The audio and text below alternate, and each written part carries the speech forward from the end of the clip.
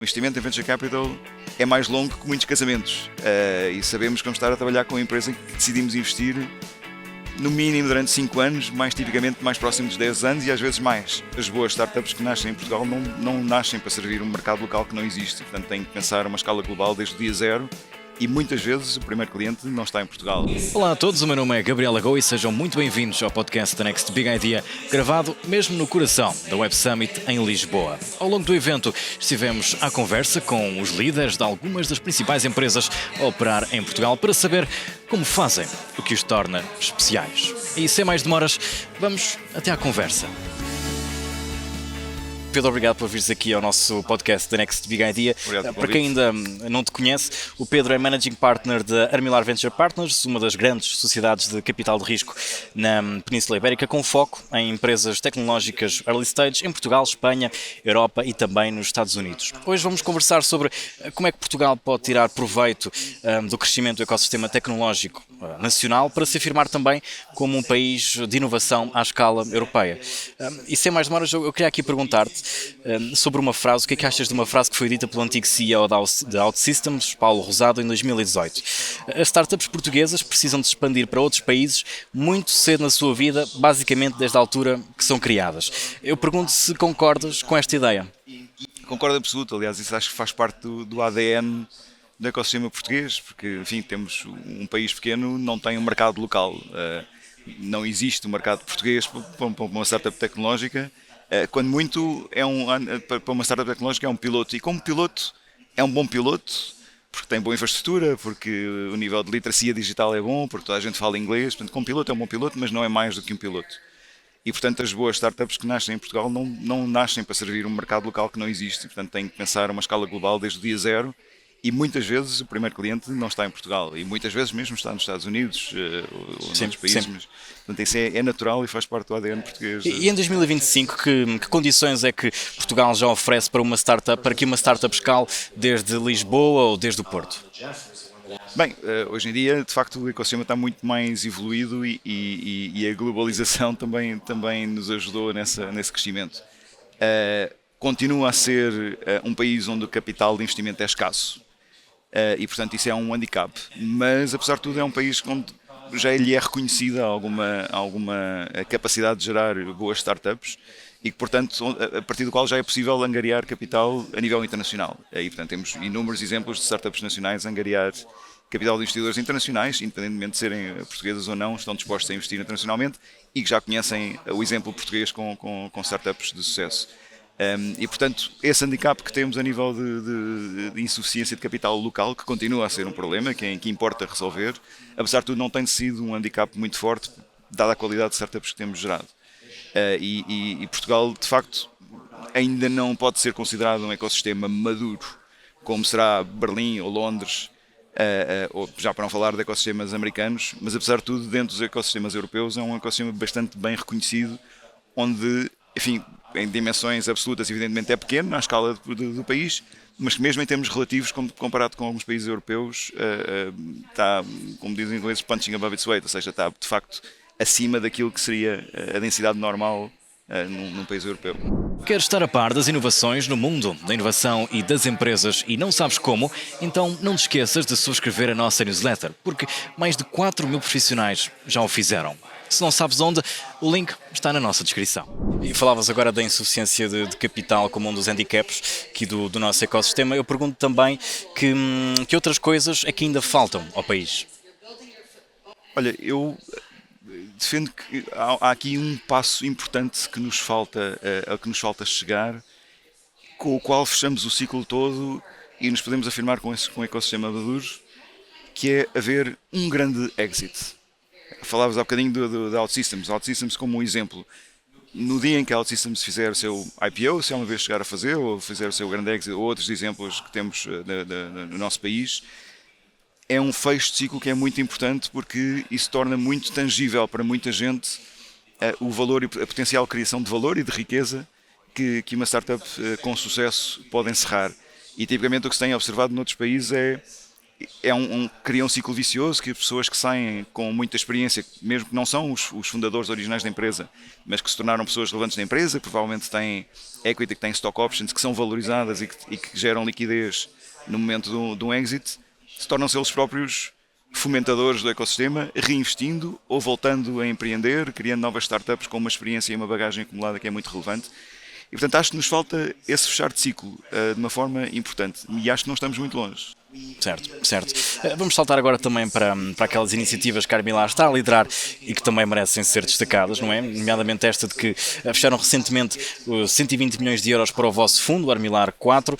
Onde é que pretendem colocar este capital e que lugar é que as empresas portuguesas têm nesta estratégia? Sim, olha, nós temos uma lógica de investimento pan-europeia, de uma forma geral. Já investimos bastante nos Estados Unidos no passado, hoje em dia estamos bastante mais focados na Europa.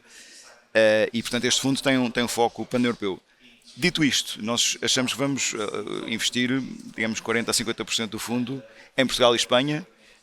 Em Portugal, naturalmente, é a nossa casa e portanto onde temos tido sempre uma atividade muito grande. Em Espanha, por primeira razão, porque temos um investimento de um investidor institucional em Espanha que nos requer esse tipo de deployment de capital e portanto hoje em dia olhamos bastante para Portugal e Espanha como uma região. O que não era verdade até há 5, 6, 7 anos atrás. Hoje em dia é bastante vista como uma região e por todos os investidores, quer espanhóis, quer portugueses, investem todos eles na região. E, portanto, e dentro disso, naturalmente, as startups portuguesas, enfim, estando no mercado em Portugal há tanto tempo como nós estamos, acreditamos ter bom acesso e boa visibilidade sobre o que existem de boas oportunidades cá. E, portanto, Portugal há de ter sempre um papel muito importante na nossa estratégia de deployment de dinheiro. E, portanto, de resto, é pela Europa fora e somos completamente agnósticos da geografia. Certo. E aqui tinha aqui uma questão também curiosa. Como é que é definida a estratégia de um fundo? Ou seja, os setores em que se investe, as fases das empresas, os montantes dos investimentos e com que frequência é que essa estratégia costuma mudar? Ok, olha, a nível de setores é um desenho que depende muito, de facto, do ADN dos investidores e daquilo que fazem. Nós, a Armilar, por desenho, porque começámos há 25 anos, onde não havia muitas oportunidades de investimento e não havia mais nenhum investidor em Venture Capital em Portugal, por desenho fomos criados como um investidor generalista e mantemos-nos como tal. E o que é que isso quer dizer? O generalista quer dizer que é um investidor agnóstico em termos da indústria e da tecnologia em que investe e do setor em que investe. Dito isto, nós temos muito um perfil, a maior parte das pessoas da equipa de investimento tem um background em engenharia ou em ciência e, portanto, temos tido sempre a tendência para gravitar à volta de startups que têm uma componente tecnológica muito forte, que têm propriedade intelectual dentro do espaço do digital e do IT em geral, mas sempre com um conteúdo tecnológico bastante forte. E isso tem pautado a nossa estratégia de investimento pelos fundos todos que temos gerido. A nível de estágio, que é uma pergunta diferente, isso é quase uma função do tamanho do fundo. E nós temos querido manter e temos mantido sempre dentro daquilo que é chamado early stage. E o early stage ainda assim é um espectro muito grande, pode ir desde o momento em que a empresa é criada, o chamado pre-seed ou seed, até um Series A, portanto quando a empresa já tem algum nível de receita, que já tem algumas provas dadas de que o seu produto tem procura no mercado. E portanto temos fundos dedicados mais a umas fases iniciais da empresa, fundos mais dedicados a Series A. Este fundo de 120 milhões, pela sua dimensão, é quase por definição um fundo de Series A. Ou seja, vai fazer investimentos em empresas que têm mais ou menos algum nível de receita, que já têm alguma evidência de que o seu produto tem alguma procura de mercado, mas ainda é bastante incipiente, ainda é muito jovem, ainda precisa de aprender muito e de algum investimento para crescer. Certo. O primeiro fecho do Armilar 4 foi de 120 milhões de euros, mas o vosso objetivo é duplicar este valor até 2026, chegando até ali aos 240 milhões. Que tipo de investidores ou geografias é que pretendem envolver nesta segunda fase de captação? Ok. Começar por dizer que isto é um objetivo bastante ambicioso. O contexto de levantamento de capital para fundos de venture capital tem sido extremamente difícil, sobretudo porque há muito pouca liquidez, ou seja, tem havido, durante um período grande, houve quase nenhuma entrada em bolsa e mesmo o mercado de M&A, portanto as vendas de empresas de umas às outras decresceu enormemente dali depois de 2021 e isso quer dizer que os próprios investidores em fundos têm tido pouca liquidez e, portanto, por sua vez, injetam menos capital em novos fundos. E, portanto, tem sido um contexto muito difícil e isso orgulha-nos bastante ter conseguido fazer o primeiro fecho com os 120 milhões, que era o mínimo que o fundo poderia ter para funcionar. E o objetivo de chegar aos 240, de duplicar o fundo, é um objetivo que mantemos, sabendo que é um objetivo bastante ambicioso neste contexto, mas a partir do momento em que o fundo está a funcionar e começa a ter um portfólio, é um bocadinho mais fácil, pelo menos na teoria, levantar o remanescente do fundo. De onde é que virá esse capital? Bom, sobretudo dizer que há muito pouca capacidade de investimento em fundos de venture capital em Portugal. Ou seja, é impossível pensar que se levanta um fundo de, nem que seja de 100 milhões, com capital português. Existe, desde logo, uma questão estrutural de pouca disponibilidade de capital disponível para investimento, mesmo dos investidores com capacidade para o fazer. Não têm muito essa cultura, essa prática, têm, entre aspas, pouca literacia do que é esta classe de ativos. É uma classe de ativos bastante específica, como qualquer classe de ativos é bastante específica, é relativamente pouco conhecida, tem o seu perfil de risco-retorno, tem e deve ter o seu cabimento em qualquer portfólio de investimento privado, de investidores institucionais, mas essa prática não existe em Portugal. E, portanto, o nosso fundo, a sua esmagadora maioria é não português, mesmo com os 120 milhões, para ir buscar o remanescente que queremos que o fundo tenha de dimensão. Teremos necessariamente de continuar a falar com investidores institucionais internacionais. Não deixaremos, evidentemente, de falar com os investidores nacionais com quem temos vindo a desenvolver algumas relações e que queremos, evidentemente, trazer o máximo que conseguirmos capital nacional para o fundo. Mas isso não é nada fácil. Portanto, o fundo já tem uma componente de capital institucional grande, através do Fundo Europeu de Investimento e através do SET, que é o Fundo de Fundos espanhol. Portanto, existe uma exigência a nível de quanto capital institucional público versus quanto capital privado é que compõe o fundo e, portanto, temos sempre de respeitar essas proporções. Portanto, estaremos, sobretudo agora, a falar com capital privado, alguns institucional, fundos, etc., mas sobretudo privado, pela Europa fora e também pelo Brasil e Estados Unidos. E como em todos os fundos e em todas as sociedades de capital de risco, há investimentos e a minha pergunta é o que é que pesa mais numa decisão de investimento? É o mercado, é a tecnologia ou é a equipa fundadora? Isto porque muitos investidores dizem que o mais importante são as pessoas, mas a verdade é que eu também já ouvi que mesmo a melhor equipa falha se o mercado não existir. Portanto, o que é que pesa mais? Bom, eu vou insistir no clichê, que é de facto as pessoas são sem dúvida aquilo que pesa muito. Num processo de investimento, no nosso processo de investimento, tipicamente, não começa por aí necessariamente. Claro que se já conhecemos a pessoa e achamos que é uma pessoa com muita capacidade, isso pesa muito. Mas temos de nos apaixonar pela tecnologia e pelo problema que a tecnologia está a resolver e convencer-nos que é um problema relevante e que aquela tecnologia é uma boa candidata a resolver bem o problema. Dito isto, no processo de nos apaixonarmos pela tecnologia, pelo mercado e pelo problema que é resolvido e de avaliarmos o conteúdo da empresa a todos os níveis, de financeiro, de mercado, de tecnologia, etc., que é um processo de várias semanas, às vezes de poucos meses, e na verdade ao longo de todo este processo estamos a trabalhar muito junto do empreendedor e da equipa de gestão da empresa. E se alguma coisa estes 25 anos de experiência na Armilar nos ensinaram é que de facto as equipas têm um papel absolutamente fundamental. E eu nem concordo muito com a citação, que é muitas vezes a ideia inicial, o mercado inicial de uma startup pode não ser a correta, pode não revelar-se a correta quando se começa a trabalhar o mercado. Os bons empreendedores sabem reconhecer isso certo e mudar a empresa, mudar o produto, mudar a abordagem, mudar o mercado, mudar os seus clientes e fazer disso ainda assim uma aposta de sucesso. Portanto, no final do dia, depois de todo esse processo de semanas ou de alguns meses, a equipa tem um peso muito grande. É claro que se não acreditarmos na tecnologia e no mercado, também não vamos investir, não é só pela equipa que investimos, mas tem um papel absolutamente fulcral na nossa decisão. Atribuis por isso mais peso à equipa fundadora. E quais é que são aqui os sinais que marcam frequentemente a diferença entre um sim, vamos investir, e um não, ficamos por aqui? Voltando à questão da equipa, uma coisa que para nós e revela sempre fulcral é aquilo que conseguimos ler de transparência na equipa em todo esse processo das tais semanas ou meses. O muito fácil e transparente acesso à informação e a abertura ao debate de ideias, por oposição já ter uma ideia muito definida e eu é que sou o fundador, eu é que sei e esta é a direção, muitas vezes é uma opinião muito bem fundamentada, muitas vezes não é, tipicamente ainda é muito cedo para ter uma opinião muito, muito sólida e, portanto, ao longo deste processo geram-se debates e discussões de ideias e muitas vezes afina-se o tiro.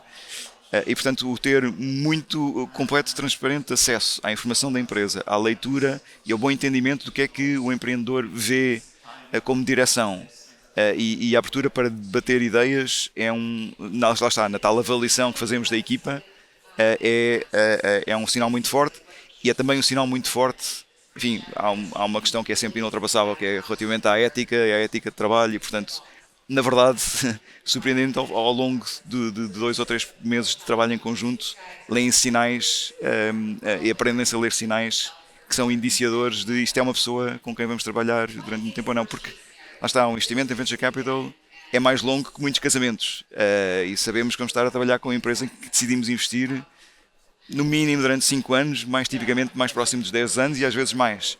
No caso da OutSystems já estamos há bastante mais do que isso e, portanto, tem que ser uma pessoa com quem achamos que nos vamos relacionar muito bem, em quem podemos confiar e com quem se pode trabalhar. Um dos sinais que eu até já ouvi, já me disseram, é que é importante estar atento, por exemplo, se o CEO tem uma postura demasiado autoritária, demasiado dominante, e isso também às vezes costuma ser ali uma bandeira vermelha que os investidores levantam. Correto, porque uma das coisas que é importante avaliar nesse processo também é a capacidade da equipa fundadora de agregar pessoas muito boas à sua volta, porque não é a equipa fundadora sozinha que vai fazer a empresa. E às vezes há estilos muito autoritários, podem ser brilhantes, mas depois não conseguem ter ninguém à volta a trabalhar. E, portanto, esse tipo de sinais aprendemos a lê-los com alguma experiência e são importantes. Vamos agora mudar um pouquinho de plano e falar aqui também sobre inteligência artificial, aquilo que domina hoje as manchetes. E primeiro aqui, mais a nível pessoal, ou seja, qual é que foi a última tarefa nas últimas semanas em que recorreste à inteligência artificial, aqui se te poupou tempo ou clarificou até uma tarefa?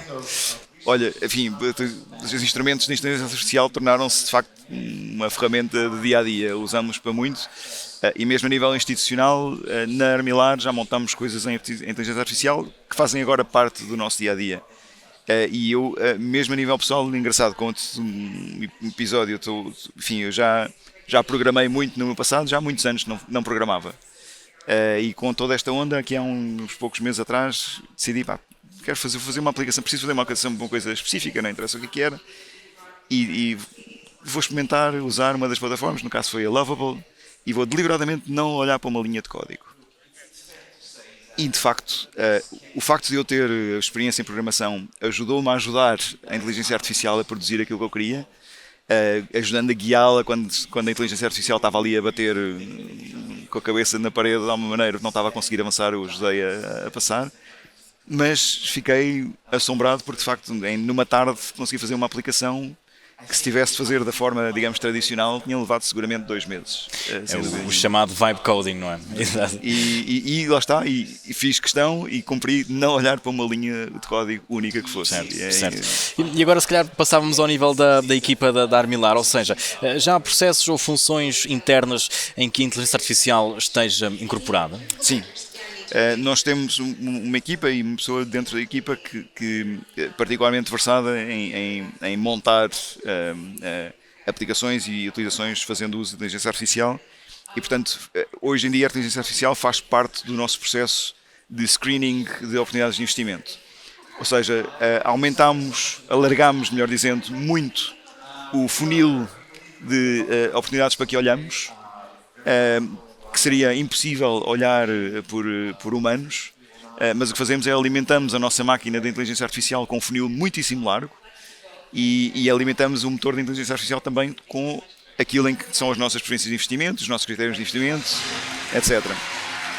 E portanto a máquina olha para todas essas oportunidades que lhe são dirigidas e consegue dizer, ok, esta não tem interesse, ou não condiz com os nossos critérios, ou esta está na minha geografia, ou esta parece-me ter bastante interesse, mas mais do que isso, dentro da equipa da Armilar, a pessoa que deve olhar é esta pessoa, porque tem preferências para esta área, devemos olhar por esta empresa por esta e aquela razão, e faz um enriquecimento de todos os dados que consegue encontrar sobre essa empresa, através de várias plataformas de dados que temos acesso também, e manda isso para o nosso inbox. Portanto, cada profissional da equipa de investimento consegue chegar de manhã e ver aquilo para que tem de olhar, porque já foi filtrado e selecionado pela inteligência artificial. Potenciam, portanto, as capacidades das pessoas, dos profissionais que trabalham na Armilar. E, portanto, aumentamos hoje em dia, olhamos, entre aspas, a nossa máquina olha para 6.000, 5.000 empresas por ano, versus 1.000 aqui ou menos de 1.000 aqui há poucos anos atrás. Então achas que democratiza o acesso, as oportunidades de acesso a investimento, por exemplo? Ou seja, com mais capacidade de analisar mais empresas, mais startups, podemos ter mais empresas a ter acesso a financiamento? Bem, mais acesso eu diria que não, na medida em que não estamos a investir em mais empresas no final do ano, não é? Continuamos a investir nas mesmas 2 ou 3 ou 4, se calhar, ao final do ano. Se continuas a investir nas mesmas 3 ou 4 ao final do ano, mas o leque aumentou muito, quer dizer que tornaste, em teoria, pelo menos bastante mais seletivo. E aquilo que esta máquina nos faz, mais do que fazer esse filtro, é liberta-nos tempo para aquelas em que de facto é interessante olhar, ter mais dedicação de tempo a olhar. Portanto, na verdade, temos vários estágios em que olhamos, naquela que chamamos o estágio de análise, em que nos aprofundamos e dedicamos muitas horas. Até temos menos empresas neste estágio hoje em dia do que tínhamos antes, porque já nos chegam bastante mais filtradas. Agora, o que lhe permite às startups é, de facto, aparecerem no radar de muitos mais investidores, onde de outra forma se calhar teriam mais acesso, porque a entrada do funil era bastante mais estreito. Certo, certo. Agora queria uma previsão tua para o próximo ano, ou seja, qual é que é a tua aposta ou a tua visão para o setor tecnológico na Península Ibérica até ao final do próximo ano? Bom, previsões não faço, mas é inegável que hoje em dia a necessidade de recursos para criar uma startup é bastante menor. E isso tem sido muitíssimo evidente, portanto é muito mais fácil, é cada vez mais fácil criar uma startup do que era antes. Já vimos isso antes, por exemplo, já não para falar do evento da internet, mas quando foi o cloud computing, de repente tornou-se muito mais barato e agora muito mais barato é criar uma startup e criar um produto viável. E isso é assim, não é na Península Ibérica em específico, é um pouco por todo lado. E isso é cada vez de facto mais democrático e há muitas startups a criarem produtos muito interessantes com isso. Na Península Ibérica especificamente, como dizia antes, continua a haver escassez de capital. Em Espanha menos. Em Espanha é um mercado bastante mais capitalizado que o português, mesmo em termos relativos. Desde logo por uma questão importante que é, existe essa tal entidade de fundo de fundos que existe na generalidade dos países europeus e que em Espanha existe desde há muitos anos e, portanto, que financiou um grande número dos venture capital investors em Espanha e que educou bastante o mercado sobre a classe de ativos. E em Portugal isso não tem havido, enfim, houve alguma iniciativa, mas relativamente tímida e sem continuidade no tempo. Está agora no programa de governo de criar um fundo de fundos em Portugal, finalmente, com regras de mercado e, enfim, segundo aquilo que tem vindo a ser prometido, é para criar no próximo ano. Se isso assim for, são muito boas notícias para o ecossistema português e criar essa entidade institucional, desde que sejam mais uma vez aplicadas as regras de mercado e, portanto, que ajude a capitalizar este nosso mercadozinho subcapitalizado e pô-lo, pelo menos em termos relativos, ao nível daquilo que é o mercado espanhol. De facto, Portugal e Espanha hoje são vistos como uma região e não é nem sequer é compreensível para um grande investidor internacional, europeu ou americano, que assim não seja, porque é que haveriam de ser dois países pequenos separados, mas isso é relativamente novo e isso também é muito positivo para o ecossistema ibérico. Portanto, nós em particular, mas todos os VCs portugueses estão a olhar para a Espanha e vice-versa, porque lá está, os VCs espanhóis também começaram a ver aparecer em Portugal empresas muito importantes e muito interessantes em que eles não estavam sequer expostos. E são mercados vizinhos, por isso faz todo o sentido que estas duas regiões cooperem e sejam vistas como um grande mercado ibérico. E já mesmo aqui na reta final da nossa conversa, eu queria pedir-te uma recomendação, desta vez não sobre investimento, mas sobre um livro, um podcast ou até um documentário, um filme que te tenha influenciado na forma como abordas a gestão, o investimento ou até o negócio. Ou seja, e diz-nos aqui qual é que foi a ideia prática que retiraste daqui e no que é que aplicas no dia-a-dia. Ok, não é uma pergunta fácil. Eu sou bastante avesso à literatura de gestão e que é aquilo que nascem como cogumelos, e portanto não vou de todo por aí. Vou-te citar se calhar um livro que para mim foi muito importante numa altura muito cedo na minha vida, que foi na escolha da minha carreira académica. Eu sou licenciado em Física e na altura, enquanto adolescente, li um livro que é o Cosmos, do Carl Sagan, e que abriu a minha curiosidade pelo mundo da ciência de uma forma geral, e que até hoje, até depois fruto da minha formação, continuo a procurar aplicar o rigor científico e, enfim, a tentar que o peso da tecnologia, da ciência, porque está por trás de qualquer coisa que nós apoiamos, tenha bastante fundamento. E depois, sim, se calhar de uma forma mais ligeira, se calhar o filme que eu vi mais vezes na minha vida, num tom bastante mais ligeiro que isso, foi A Vida de Brian, dos Monty Python, e a máxima do Always Look on the Bright Side of Life. Para trabalhar em Venture Capital é preciso ser um otimista, porque muitas coisas correm muito mal muito cedo, e é preciso sempre acreditar que as coisas que vão correr bem, que se vamos ter as empresas de sucesso dentro do portfólio. E portanto é uma máxima que para mim é bastante relevante. E ficam as sugestões. Pedro, obrigado por teres vindo aqui ao nosso podcast. Obrigado a todos. Não se esqueçam de subscrever o podcast e deixar a vossa opinião. Todas as sugestões faladas durante a nossa conversa vão estar na descrição. Até à próxima.